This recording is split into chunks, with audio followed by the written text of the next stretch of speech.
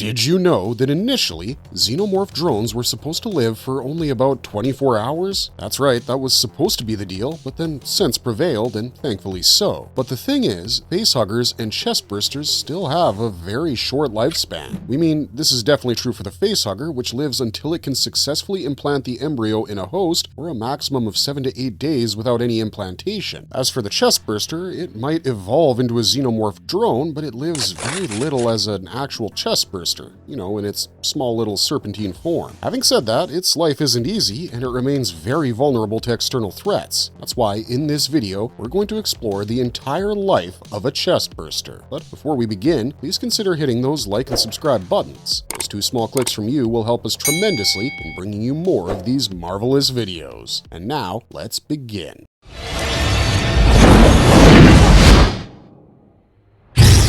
Implantation. Now, in the beginning, we believed that the facehuggers actually delivered or implanted an embryo inside the unfortunate host, but a few years ago, the canon was changed to say that chestburster doesn't begin its life as a tiny embryo. Instead, what actually happens is far stranger. According to this concept, when a facehugger attaches itself, it injects a mutagenic fluid into the host's chest cavity. Rook from Alien Romulus confirms that in the movie. So the fluid, called Plagiarius prepotens, doesn't place an alien baby inside the body. Instead, it restructures the host's own cells, twisting and rebuilding them into something else entirely. In effect, the host becomes the construction site for its own killer. However, Alien Earth changed that completely when Kirsch cut open a facehugger to extract this rather cute little chestburster embryo, so maybe we can say that the transparent, tadpole-like embryo is the Plagiarius prepotens that Rook was talking about. Either way, the implantation process tears down and rearranges matter on a molecular scale. Carbon units are stripped apart and refitted into crystal lattices that harden into the alien's body. Freed hydrogen ions combine with sulfate and nitrate groups to form the basis of that infamous acidic blood. It's chemistry and biology working together in a way no human lab could ever manage. As if that weren't invasive enough, the exchange cuts both ways. Host material and xenomorph material mix, leaving behind a genetic fingerprint that passes back and forth. That's also how the Auriga scientists later managed to clone both the Queen and Ripley 8 from a single hybrid organism. Since the creature builds itself out of the host, the final product doesn't come out as a uniform design. It carries traces of the body it grew inside. Scientists believe that 10 to 15% of the host's DNA is copied into the embryo. This reflex is very practical in nature, and each new xenomorph emerges better suited to the environment of its birth. It also explains why they tend to fool the host's immune system. The body doesn't recognize the invader as entirely foreign, and that's why the white blood cells don't attempt to fight the invasion. This DNA borrowing leads to further visible changes. A chestburster that grew inside a predator doesn't emerge looking like the standard human-based xenomorph. The predalien has mandibles and eventually grows those signature dreadlock-like tendrils. A host that walks on 4 legs produces a quadrupedal alien. The process even hints at influence beyond body shape. Some evidence points to a link between the host's instincts or intelligence and the traits of the adult xenomorph. But implantation is just the first step. The real development occurs during the embryo's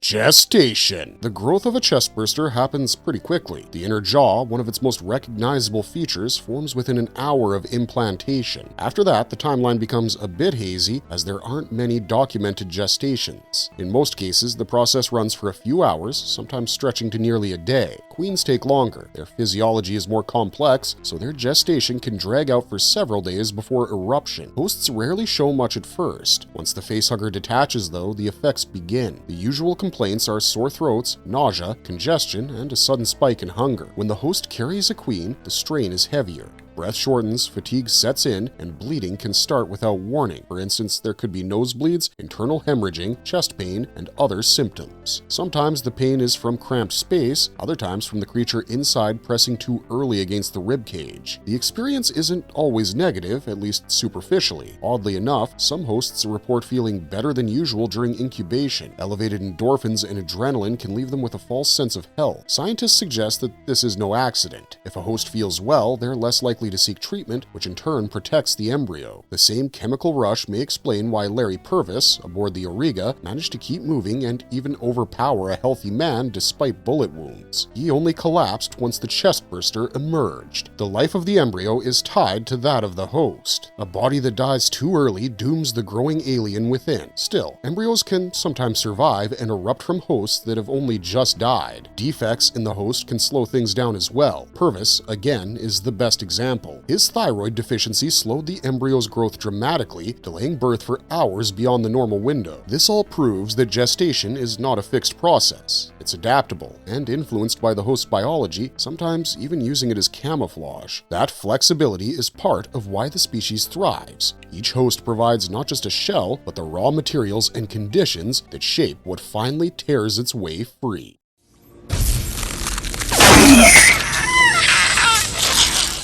Emergence and growth. The final act of a chestburster's gestation is extremely brutal as well as quick, as the host has nearly zero chance of survival once the chestburster becomes ready to leave the host. Once fully formed, the organism releases enzymes that soften the host's sternum and surrounding tissues, clearing a path for its exit. The host usually experiences chest cramps, nausea, or mild pain in the lead-up, but when the process begins in earnest, the body convulses violently. The agony is short but overwhelming and ends in massive trauma, organ rupture, and blood loss. Death comes quickly, though the seconds before it are drawn out in excruciating fashion. The chestburster erupts out in a burst of visceral motion, of bodily fluid and gore. And if you happen to be a bystander witnessing the emergence of a chestburster, may God help you with the nightmares to come. At this stage, the creature is alive but fragile. The body is soft and lacks the mesoskeletal armor that will later repel small arms' fire. Its only true defense is the acidic blood running through its veins. You can see that the creature is rather vulnerable, and this very vulnerability explains its instinct to flee immediately after birth, slipping into ducts, pipes, or vents where pursuit is difficult. In some cases, they have used their own blood to burn through barriers. While a chestburster can lash out and kill, it does so rarely. Survival is the priority, not open combat. In Alien Earth, the lungburster comes out of Joe Hermit's old lung, kept medically alive by Prodigy. It was interesting to see that Wendy actually managed to summon the creature, and once it came out, she continued to speak to it and will do so even when the chestburster grows into a small drone. Now, she was strong enough not to flinch, but the sight of a chestburster's emergence leaves a psychological scar as deep as the physical wound it carves. Witnesses who end up impregnated themselves often seek escape through suicide or euthanasia rather than facing the same fate. That decision can sometimes doom the embryo inside them, though in certain cases the alien manages to survive and emerge from a dead host. In the extended universe, it was initially believed that stasis chambers interrupted the gestation process. For instance, Corporal Tequila avoided birth entirely when placed into hypersleep, halting development. However, a face-hugged Bronsky was placed inside a cryo-sleep chamber, but it didn't work out. The chestburster managed to do its thing anyways. That said, it's possible that the crew of the Maginot was late in putting the poor man into stasis. What makes this creature particularly dangerous is its ability to tear through almost anything. Colonial Marine body armor, designed to withstand heavy fire, has failed under the force of a chestburster. Whether this is due to brute strength alone or a combination of strength and acidic fluids remains uncertain, but the effect is the same. Very little can hold one in. Regardless, the chestburster doesn't stay weak for long, and the brief window of vulnerability ends almost immediately. Growth after birth is astonishingly fast. You see, the creature on the Nostromo reached adulthood in mere hours, and so did the one on the Maginot. It hides, consumes organic material, even raw metals, and its mass increases before the eyes of those unlucky enough to observe it. On the Auriga, scientists watched as development could be measured in real time, the body secreting a dark foam that clung to the young alien. Whether the substance provided concealment, aided growth, or served another purpose is still unclear, but it marked a transitional phase. The infant sheds its skin like a reptile or spins a cocoon, leaving traces behind as the only warning sign that maturity is near. From the moment it emerges, the chestburster is both weak and unstoppable, fragile enough to kill but quick enough to vanish, vulnerable for minutes, then evolving into something that no human wants to meet face to face.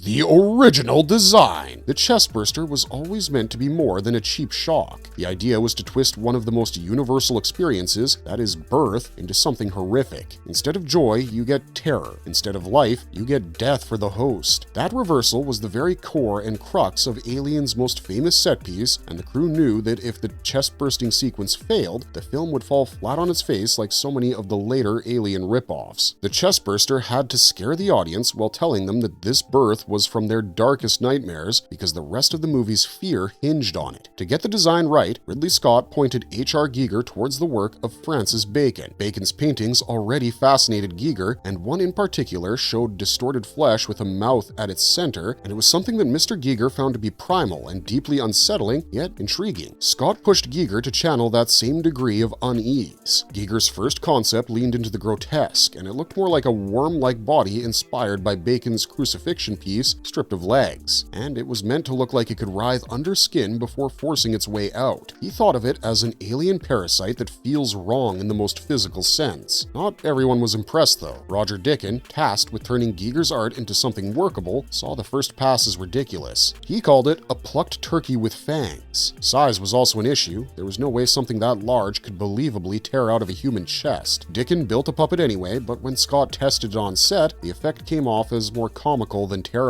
Instead of nightmare fuel, it looked like a deranged Thanksgiving centerpiece, and naturally, this original design of the chestburster was dropped. Scott realized they needed to do some serious brainstorm. If the chestburster made the crew laugh, the audience would laugh too, and that would kill the film. He wanted something smoother, more organic, less like an old wrinkled puppet. The link between this baby and the adult alien had to be clear so the audience would feel the continuity. At the same time, the design had to communicate hunger and obscenity in its first breath. Scott and Giger worked through more versions, including one with jagged fangs and a frame that Dan O'Bannon actually supported, though it didn't make the cut. Scott's own instinct was to strip it back. The head angle mattered. Tilted back, it felt more obscene, more reptilian, and even more phallic. What ended up on screen came together through the collaboration of multiple people. Dickon worked on the final model with Scott, sitting over tea, swapping parts until they locked into something that worked. They ditched the arms, a choice that led to the subsequent slimming of the creature into the long, banana-shaped worm audiences now recognize. It felt small enough to erupt from a chest, but alien enough to stay disturbing. The smooth body, the stretched skull, the toothy jaw, in the end, it all clicked into place as something that walked the line between biology and nightmare art. Technically, the puppet was a clever piece of engineering. Inside the body ran a curved metal rod, giving the operator a grip to control its movement. A flexible spring near the neck let the head bend forward when tension pulled on a wire looped around the puppeteer's finger. Air bulbs drove the mouth and stubby arm motions, while bladders under the latex skin pulsed to mimic breathing. Even the small gills on the side of its head moved with air pressure, making the thing feel alive in close-up shots. The point of all this detail wasn't to make a scary monster, it was to ground the horror in something physical. The audience could see it struggle, thrash, and gasp like a real creature, not a visual effect. The chestburster scene ended up shocking moviegoers across the world, and it worked because of that mix of design and execution.